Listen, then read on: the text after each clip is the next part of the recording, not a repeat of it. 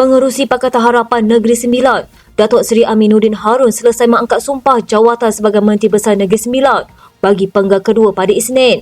Aminuddin mengangkat sumpah jawatan di hadapan Yang di-Pertuan Besar Negeri Sembilan, Tuanku Muklis Tuanku Munawir di Istana Besar Seri Menanti di sini kira-kira jam 4.15 petang. Turut menyaksikan istiadat itu, Tunku Ampuan Besar Negeri Sembilan, Tuanku Aisyah Rohani Tengku Besar Mahmud bersama dua anak anda baginda, Tunku Besar Seri Menanti, Tunku Ali Ridwadin dan Tunku Zain Abidin. Dalam pilihan raya negeri baru-baru ini, Aminuddin berjaya mempertahankan kursi Dewan Undangan Negeri Sikamat.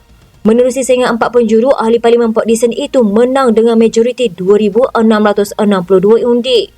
Aminuddin memperolehi 12,730 undi menewaskan calon Perikatan Nasional Ahmad Raihan Muhammad Hilal yang mendapat 10,068 undi serta dua calon bebas iaitu Bujang Abu 83 undi dan Muhammad Hafiz Baharudin 339 undi. Di tengah-tengah desas-desus berlaku krisis yang menolak Datuk Seri Muhammad Sanusi Makno sebagai calon Menteri Besar Kedah, akhirnya adun jeneri itu sah telah mengangkat sumpah hari ini. Sanusi yang juga pengerusi Perikatan Nasional Kedah dilantik semula ke jawatannya selepas PM mendapat kemenangan besar iaitu 33 daripada 36 kursi DUN pada pilihan raya negeri Sabtu lepas. Sanusi melafaz sumpah memegang jawatan itu di hadapan Sultan Kedah Al-Aminul Karim Sultan Salihuddin Sultan Badlisyah di Balai Menghadap Besar Istana Anak Bukit. Beliau sebelum ini merupakan Menteri Besar Kedah yang dilantik dan mengangkat sumpah jawatan tersebut pada 17 Mei 2020 selepas mendapat sokongan majoriti adun ketika itu. Pada PRN kali ini, Muhammad Sanusi yang juga Timbalan Pesuruhjaya PAS Kedah mempertahankan kursi DUN jeneri yang disandangnya sebelum ini selepas menewaskan calon Barisan Nasional Datuk Muhammad Kizil Abu Kasim dengan majoriti 16,050 undi. Sementara itu, calon Menteri Besar Kelantan dilapor akan mengangkat sumpah di Istana Balai Besar pada jam 3 petang esok. Namun sehingga kini masih belum ada khabar dari Istana Terengganu bila majlis istiadat pelantikan dan mengangkat sumpah jawatan Menteri Besar Terengganu akan dibuat. Yang di-Pertuan Besar Negeri Sembilan, Tuanku Muklis Tuanku Munawir menegur pihak tertentu yang cuba untuk menggugat kestabilan kerajaan negeri tanpa sebab munasabah. Sebaliknya, titah baginda ia hanya memotifkan kepentingan peribadi. Titah baginda, kebelakangan ini Kerajaan Negeri Sembilan telah menambah baik kualiti pengurusan dan pentadbiran terutama dari sudut integriti dan kecekapan. Namun pada penggal lepas terdapat pihak yang cuba untuk menggugat kestabilan kerajaan tanpa sebarang sebab. Sedarlah bahawa tindakan seperti ini tidak mendatangkan sebarang kebaikan, malah ia menyebabkan pentadbiran negeri terjejas dan rakyat menjadi mangsa. Baginda mengingatkan semua wakil rakyat yang dipilih pada pilihan raya negeri Sabtu lalu supaya melaksanakan amanah dan tanggungjawab sepenuhnya. Baginda bertitah wakil rakyat perlu melaksanakan amanah diberi rakyat dengan menyuarakan segala permasalahan serta keperluan mereka dalam merangka dan melaksanakan satu dasar atau keperluan. Titah baginda, semua wakil rakyat yang telah dipilih diingatkan bahawa kamu telah diamanahkan oleh rakyat untuk menyuarakan segala permasalahan serta keperluan mereka. Justru fokus dan keutamaan kamu adalah kepada kepentingan dan perkhidmatan untuk rakyat negeri ini. Kesetiaan utama kamu ialah untuk negeri, bukannya kepada mana-mana parti politik ataupun keperluan peribadi. Baginda turut bertitah mahu melihat kecemerlangan yang telah ditunjukkan pada penggal lalu diteruskan dan diperbaiki sekiranya ada terdapat sebarang kelemahan. Setiausaha Agong PAS, Datuk Seri Taqiyuddin Hassan memberi bayangan Menteri Besar dan Timbalan Menteri Besar baru Kelantan ialah gabungan baru bukannya yang lama serta berusia 50-an. Melihat kenyataan itu, antara calon yang dilihat layak untuk mengisi jawatan berkenaan ialah Datuk Dr. Muhammad Fadzil Hassan Temanggan berusia 55 tahun dan Datuk Muhammad Nasruddin Daud Meranti 58 tahun manakala Timbalan Menteri Besar Datuk Muhammad Ahmad Abdullah Panco sudah berusia 68 tahun. Katanya mereka merupakan gabungan agamawan dan tokoh teknokrat serta boleh jadi esko sebelum ini. Hendak jadi MB, TNB mesti rakyat Kelantan. Sebelum ini beliau hadir ke mesyuarat PAS Pusat bersama kepimpinan PAS Negeri Kelantan bagi membincangkan proses pelantikan MB, TNB serta esko kerajaan negeri di kediaman rasmi Menteri Besar Kelantan di JKR 10 di sini yang turut dihadiri oleh Presiden Tan Sri Abdul Hadi Awang. Ujar ahli Parlimen Kota Baru itu, mesyuarat tersebut telah selesai memilih siapa calon Menteri Besar dan ia dipersetujui PAS Kelantan. Kata beliau, konteks di Kelantan lain dari negeri lain kerana jawatan Timbalan Menteri Besar yang tertulis dalam Undang-Undang Tubuh Kerajaan Negeri. Katanya, sebagai contoh, di Pulau Pinang tiada dalam perlembagaan namun jawatan tersebut telah dicipta. Bila MB dilantik, MB akan bawa 10 nama kepada Tuanku Sultan untuk dilantik sebagai esko.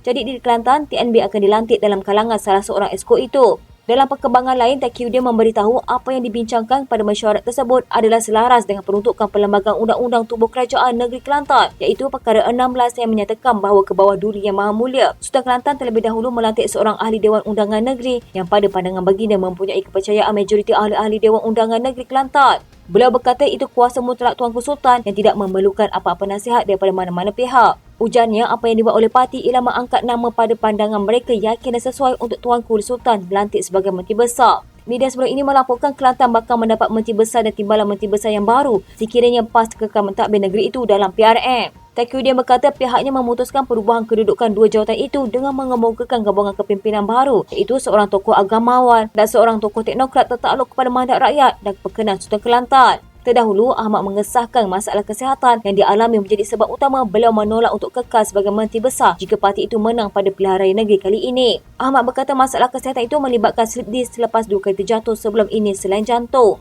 Menteri Besar Datuk Seri Muhammad Sanusi Makno akan menghadap Sultan Kedah Al-Aminul Karim Sultan Salihuddin Sultan Badlishah bagi mempersembahkan senarai nama calon Ahli Mesyuarat Kerajaan Negeri Kedah di Istana Anak Bukit Khamis ini.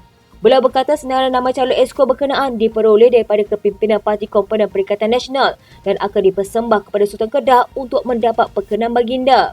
Katanya, minggu ini persembahkan senarai calon Esko dan awal minggu depan akan angkat sumpah, lepas tu baru kita susun perkara lain. Susah nak buat pilihan, saya terima nama saya tapis sikit dan bagi pandangan sedikit sebelum persembahkan kepada Tuanku Sultan. Sekiranya Tuanku Sultan perkenan, okeylah semuanya. Kalau tidak, kita akan buat pertukaran. Saya tidak boleh bagi tahu nama siapa kerana tidak boleh mendahului proses-proses yang sepatutnya. Diminta mengulas kenyataan Ketua Polis Negara Tan Sri Razaruddin Husin bahawa polis akan memanggil beliau untuk memberi keterangan berhubung tindakan yang dikatakan sengaja menayang kertas undi kepada petugas media pada hari mengundi pilihan raya negeri Sabtu lalu. Muhammad Sanusi meminta cerita berkaitan perkara itu diberhentikan. Razaruddin memaklumkan siasatan terhadap Menteri Besar Kedah itu dijalankan selepas didakwa melanggar Akta Kesalahan Pilihan Raya 1954 dan pihaknya akan melihat cadangan yang bersesuaian termasuk mengikut Seksyen 19 Akta sama.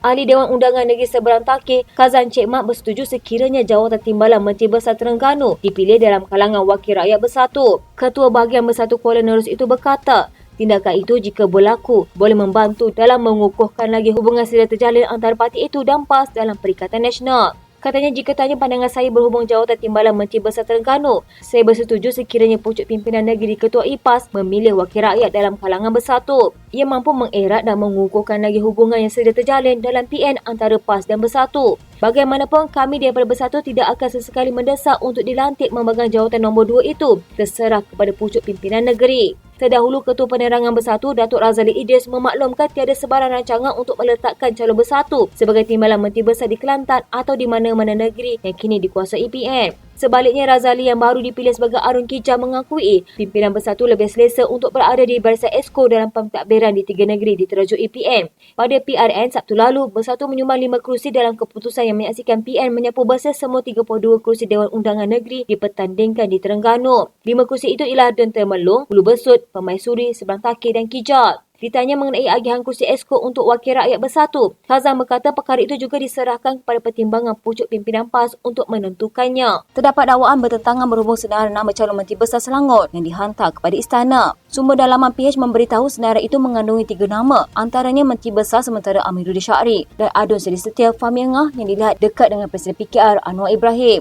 Sumber yang rapat dengan Anwar pula memberitahu hanya satu nama yang dihantar namun tidak menyatakan secara jelas identiti nama itu. Menurut sumber-sumber PH, bekas pegawai Amiruddin, Borhan Ahmad Shah juga ada dalam senarai itu. Borhan kini masuk penggal kedua sebagai Adun Tanjung Sepat. Mendakwa tiada apa yang tersirat, sumber dalaman berkata 3 nama itu bagi menghormati titah Sultan Sarafuddin Idris Shah untuk melihat lebih daripada satu calon sebagai Menteri Besar baru. Sumber dari DAP Selangor turut mengesahkan 3 nama dihantar dan menambah Amiruddin ditekankan sebagai pilihan pertama PH.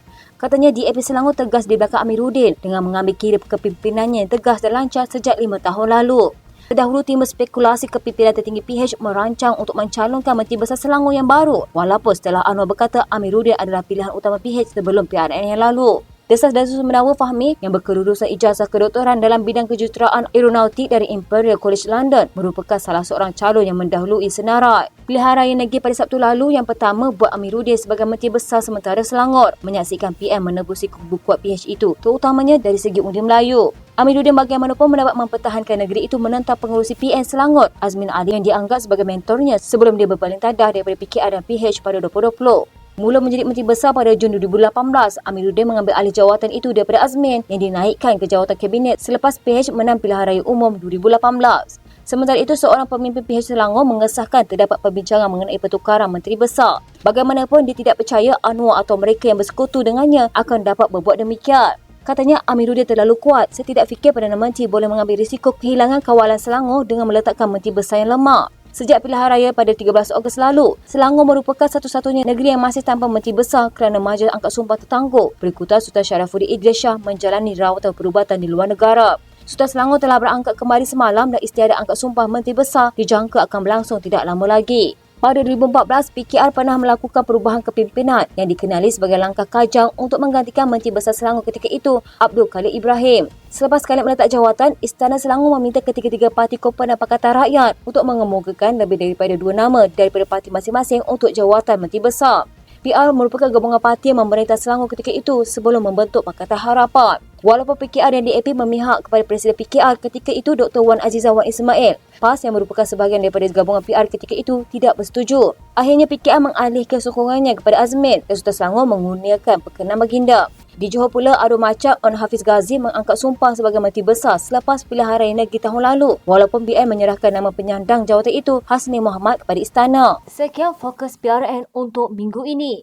Jangan lupa untuk follow Facebook Malaysia Deadline dan YouTube Deadline TV.